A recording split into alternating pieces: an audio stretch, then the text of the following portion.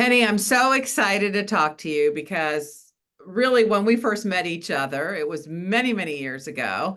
I walked into your shop in Center Market and I was in awe of all the beauty that you were creating. And it's so interesting to have reconnected many years later and to see that creativity still continue. How vital is creativity to you in your life? It's very vital because if I don't create, I'm not happy. It gives me joy, and the joy keeps my vibration high and that keeps me healthy. So I would say that my creativity is part of my health.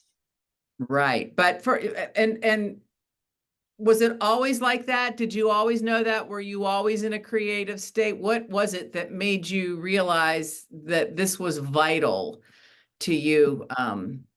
Not always was I in that creative state where I knew it was healthy for me. When I first started out, it was purely because I wanted things that I couldn't afford. So I would try to make them. And I just, went from there to doing more and more and more stuff. And then being creative showed other people that they could do it. So there was like that uh, way of like giving to other people the creativity. And there was times when I realized, I was so busy doing other things. I was a nurse, I was a caretaker, a mom. um, I could feel a difference in my body and my joy level when I wasn't creating. So I realized that, you know, a lot of people like to go exercise, a lot of people like to go travel to make their joy. But for me, the creativity is what really gives me a lot of joy. Let's talk about your garden specifically. I just had a visit down to your garden, and even though we've had drought conditions, it's still very beautiful. And you have created such beauty and sanctuary within your backyard space. Tell us a little bit about that. I started to want to do a magical yard. And so that's how that, came about, is like all these little secret places where you can, like, different rooms in the area that was all outdoors, but you felt like you were in a different place. And that's just kind of like um, an idea that I had, that I've went for over the years, is just when somebody walks in, I want them to feel special and magical. And that's exactly how you feel. And you have the little fairy garden area. You have kind of like the Zen garden area. You have the vegetable area, the butterfly area, all these wonderful little nooks and crannies that are just labors of love. Yes, but they're really fun, and it's nice to go looking for stuff like, secondhand bowls and stuff to put in the yard. And it's a kind of a creative thing to do to enjoy the yard. And I like everybody else enjoying it and coming and hanging out there. So So that's the summer. So what do you do to keep creative in the winter months? well, I like to like cook, and I like to cook healthy, so that's one of the things. But I make soap, and I make bath salts that I dehydrate and dry all the flowers and herbs that I have in the garden. And then in the winter, I make that into bath salts and different like sachet bags and all that kind of stuff. So I utilize all that stuff out of my garden, and I'll give those as gifts. Or sometimes I go to, you know, events that I sell the soaps and stuff with. So that's what I do. I want to go a little bit deeper. I want to talk about what it's like when you can't create, because, I think that whatever it is that we find as we're aging and something happens in life and we find that we can no longer do that, or we feel like we can't get back to it, it can be very devastating. And you had something similar like that happen to you. Would you share that with us? My late husband was had oxygen for 13 years, and I took care of him. which depleted a lot of time for anything else. But I also, in that time span, watched my grandchildren for like 14 years full time. And so I didn't have really a whole lot of time for my own creativity. I did things with them, but I didn't like have time to do any of my own. Um, I really didn't realize how much I had lost. I didn't realize the joy that it brought me until one day we decided to have lunch several years back, and I brought you a gift box, and you just like was so surprised and so happy with it. And you actually got on Facebook and showed it to everybody and said, you need to start doing these things again. You need to get out there and do these things. And doing the box for you gave me great pleasure. So I just come home and I thought about that, and I started to just create again because I had some time, and got back into it and realized that it really made me feel good. But not only made me feel good, I could feel my vibration raise. I could feel that everything about me had a better feeling.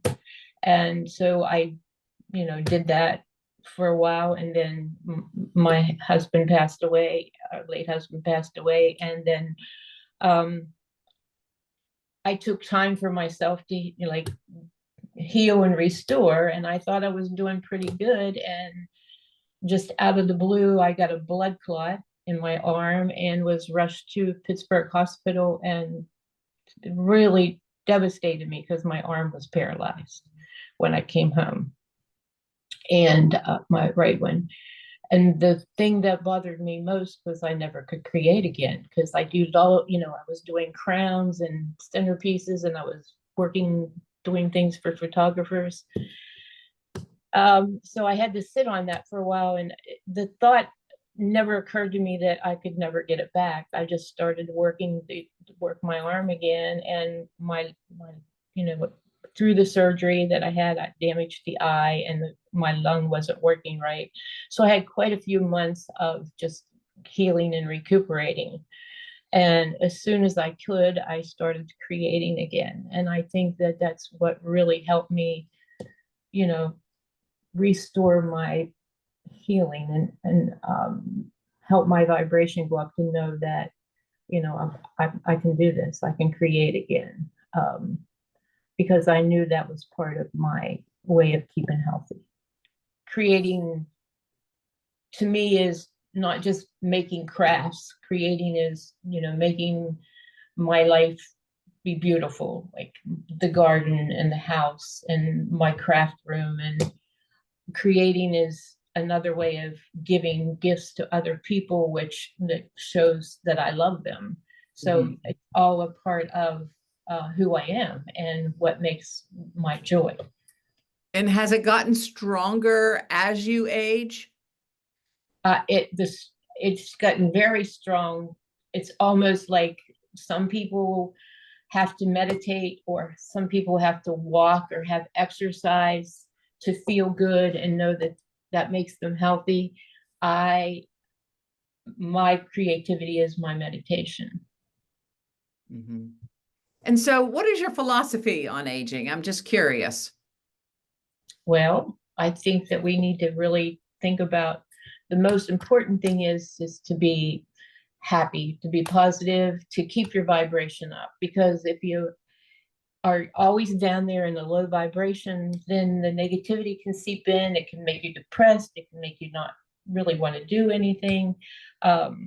So when you have a higher vibration, you eat high vibrating foods and you listen to good high vibrating music, and you have wonderful friends and family. And I think that just makes you healthier. So, explain higher vibration. Well, are you sitting there thinking about how you feel right now with that smile on your face? No. Well, how do you feel inside? Do you feel like that's a high vibration or a low Yeah, vibration? I feel good. I feel good. Yeah. When you feel alive and happy, you know your vibration is up there. And you feel like crap and you like are depressed or you're not being positive and everything feels like it's going wrong. That's your vibration just lower, going low. And as soon as you realize that your vibration is going down that place, get up and move and listen to good music, do something creative, eat healthy food, all that really, really helps. Do something that sparks some joy. Right. Do something that you're passionate about. Yeah. I love I that advice.